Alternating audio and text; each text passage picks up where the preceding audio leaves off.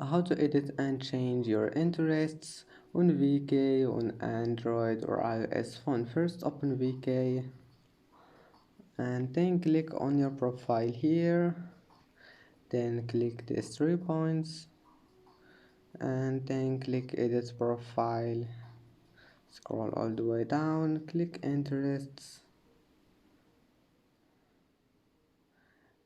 Now just click interests and change it and then save. And that's it. I hope that can help you.